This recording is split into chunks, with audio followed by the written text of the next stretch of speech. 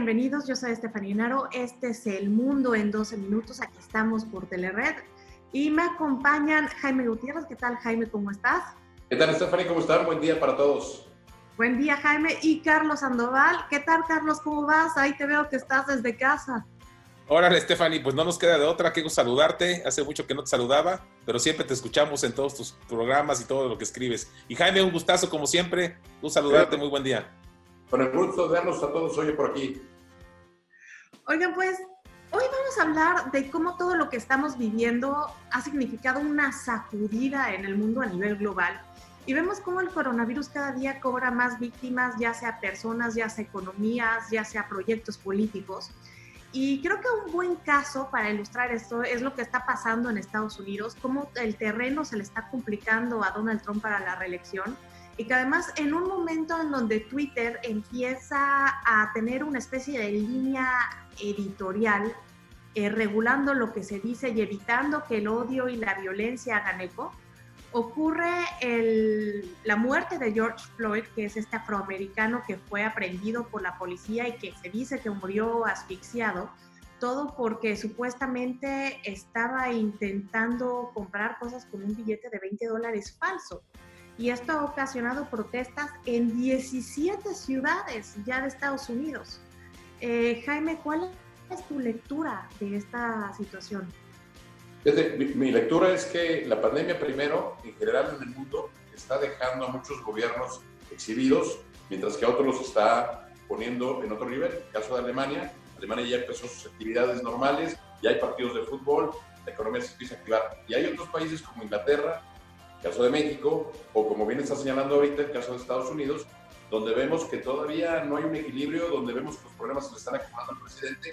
Me llama la atención fuertemente este fin de semana dos eventos muy contradictorios en sí. Primero, un lanzamiento de una nave espacial tripulada para una estación, ¿no? Un exitazo. Y por otro lado, estas marchas que se dieron de protesta en 17 ciudades de Estados Unidos, precisamente por el caso de George Floyd, protestando contra el tema de la fuerza policíaca. Entonces, preocupante y más contaminada en una época de elección. Ese es mi punto de vista, querida Estefanía. Oye, Carlos, ¿y tú lo verías esto como un símbolo de alguna lucha? Porque en otros espacios te he escuchado comentar que esto que George Floyd decía que no podía respirar, que se ha vuelto como un símbolo. Sí, yo creo que va a ser esta frase que hace Floyd, yo creo que se va a convertir en un símbolo de lucha definitivamente, y que haya estallado esto, Stephanie y Jaime, en 17 ciudades, pues es algo muy grave. Ahora, yo lo que sí veo es que todo tiene que ver con política, y el tema de que también el presidente Trump esté muy presionado por abrir la economía, independientemente de cómo esté el tema de salud, y obviamente lo quiere hacer pues para poder generar economía y crecer y que pueda ganar las elecciones. O sea, esa desesperación es la que lo hace cometer estos errores, y yo creo que ahí el tema de Floyd se va a convertir en un estandarte precisamente, y podría ser para que no ganara Trump, ¿no? Ahí no sé, tú eres la experta, Stephanie, pero yo creo que por ahí podría venir, ¿no? Inclusive tiene los mismos errores que cometió cuando fue este incidente de Charlottesville, que decía que eran personas sensatas luchando por sus derechos. Y aquí por Twitter puso que cuando salen los lunáticos, empiezan los tiroteos. Ahora, el tema de la economía que mencionas, Carlos, es muy importante y tiene que ver mucho esto con su retirada de la Organización Mundial de la Salud, porque le quita el apoyo que Estados Unidos le daba a esa organización para ocuparlo en otros aspectos, para reactivar la economía de su país, que además se lo utiliza como material de campaña, porque cuando le da apoyo a la gente, ahí le pone su nombre y su firma. Sí, así lo veo. Fíjate que tengo algunos amigos en Estados Unidos que ya les llegó su cheque que les envía personalmente Donald Trump, ¿no? Entonces, si es una cantidad, no es como la de aquí de México, ahí creo que sí es un monto más importante, pero sí, tienes razón, está utilizando los recursos para eso, ¿no? Oye, Jaime, ¿y crees que esto que está pasando en Estados Unidos se pueda comparar con lo que estamos viviendo hoy aquí en México con las protestas anti López Obrador? Porque vemos que es un presidente que llegó con mucho apoyo, pero conforme la pandemia ha ido debilitando la economía, ha bajado su índice de aprobación, ha estado incluso por debajo de los 50 puntos, y que automovilistas se han manifestado en diversas ciudades del país para pedir que se vaya.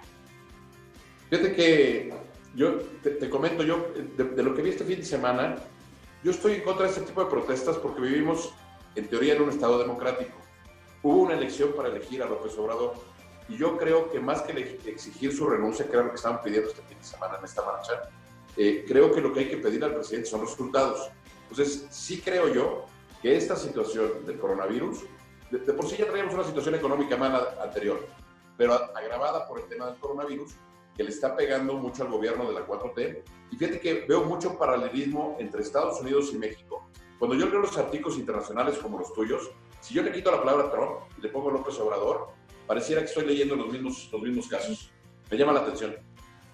Inclusive podemos ver que cada uno a su manera puso la economía por delante cuando se empezó a dar el tema de la pandemia. Los dos dijeron que era una simple gripe, que no pasaba nada. Inclusive el presidente aquí decía, abrácense, bésense, no pasa nada, sigan saliendo. No retardó la cuarentena lo más que pudo por el tema de la economía informal, que al final de cuentas es el 55% de nuestra fuerza laboral, y que los dos tienen proyectos importantes a la vuelta de la esquina. Pareciera, Stephanie, como si esto fuera una liga, que la liga de esta división, polarización y enfrentamiento que los llevó a la presidencia a los dos, hoy pareciera que esa liga está regresando y les está regresando en contra, ¿no? Eso es lo que yo percibo. Sí, claro, y al final vemos que el populismo, una de estas características es esta irresponsabilidad fiscal que de alguna manera ahora cuando más se necesita está pasando la factura, Carlos. Sí, yo creo que, a ver, vienen temas muy difíciles y vienen en épocas muy complicadas. Yo creo que para México mucho más fuertes que para Estados Unidos. Estados Unidos es una economía mucho más grande, más estable. Obviamente es la economía número 1 del mundo, ahí peleándose con China, pero yo creo que sigue siendo la número 1. Y en el caso de México, pues mira, la verdad es que no veníamos tan bien como decía el presidente. Hay un mensaje que manda el presidente López Obrador, que dice, oye, también que veníamos y chin, se nos descompuso el coche, ¿no? O sea, no veníamos bien, el primer año, pues el primer año no crecimos nada, el primer trimestre caímos 2.8%, y obviamente pues la caída va a ser durísima, ¿no? O sea, la pérdida de empleos gigantesca.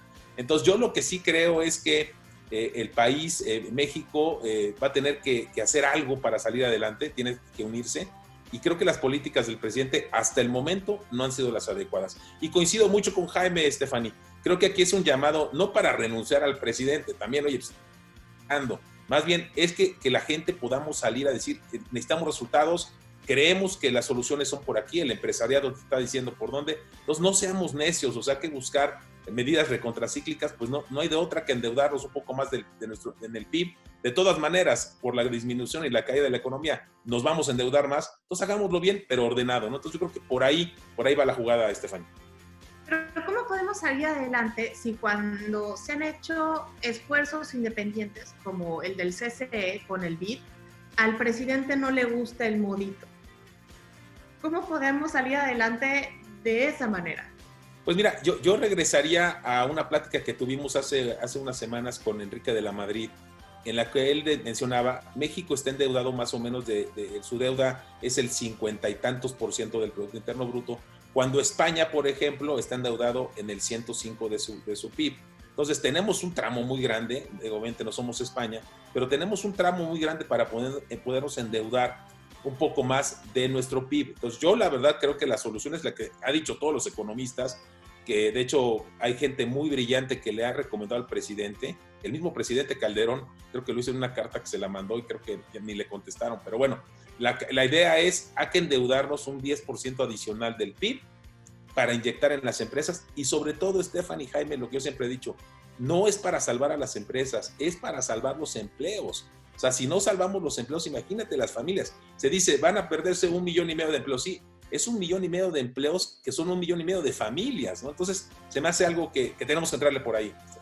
Multiplica por más. Y en tu opinión, Jaime, ¿esto va a tener un impacto en las elecciones del 21? Mira, yo creo que sí. Yo creo que el impacto puede ser muy fuerte porque evidentemente, entre más tiempo pase, el desgaste es mayor. Se ve que el gobierno no está preparado para o no se preparó para esta situación. no ha reaccionado correctamente. Por eso yo te ponía el caso de Alemania, donde vemos a una Angela Merkel que sus índices de popularidad se han ido al cielo, porque ha sabido reaccionar a esto, reconoció la pandemia, no ocultó nada, contrario a lo que estamos viendo en México. En México, pues lo hemos platicado, parece que no pasa nada, parece que ya llegamos al pico. Este fin de semana llegamos a 10,000 muertos. El presidente anunció ayer que empezaba ya sus giras, ya empieza a salir el presidente, cuando a mí se me hace una parte muy irresponsable. Entonces, vienen tres problemas muy importantes para el país, que son, por una, el hambre, provocado por el desempleo, por la falta de ingresos, la inseguridad que va a generar, y se puede dar un rompimiento social. Si estas tres cosas se encadenan, evidentemente van a generar un problema que se van a repercutir en las elecciones del próximo año aquí en México. Y aparte se da la confusión de dos factores. Uno, que tenemos un gobierno que reaccionó de manera tardía, que no está aplicando tantas pruebas como Alemania, y que aparte que somos un pueblo muy indisciplinado, porque cuando se nos dice que debemos estar en cuarentena, en estados como Oaxaca crean torneos de fútbol como la Copa COVID-19, y eso habla de quiénes somos los mexicanos, que siempre nos tomamos todo a la ligera y andamos de fiesta, y esto es contrariamente a lo que está pasando en otras partes del mundo, como en China, que cuando todo el mundo está en sus casas o la economía está lenta, el gobierno chino está aprovechando este espacio de tiempo para tener más control sobre su población, con este programa que tiene de Califica a tu Ciudadano, pero también con esta nueva ley de seguridad que sacó para tener a Hong Kong doblegado, en donde las organizaciones judiciales de China continental ya van a poder operar ahí, y ya no se va a permitir la secesión ni la rebelión de las autoridades gubernamentales. Pues yo creo, Stephanie, que el tema de China ameritaría un buen bloque para el siguiente programa. ¿Cómo ves? Así es, yo creo que sí, podría ser muy bueno para que lo tocáramos. Y ahora sí que tú dices, Stephanie. Pues nos quedamos ahí y de ahí le seguimos. Bueno, yo creo que ese es un excelente tema para los siguientes 12 minutos. Yo soy Stephanie Enaro, me dio mucho gusto haber estado aquí hoy con ustedes. Carlos, gracias por estar aquí. Gracias, Stephanie, gracias. También muchas gracias por estar aquí y nos vemos la próxima semana. Gracias a todos, gracias. Saludos.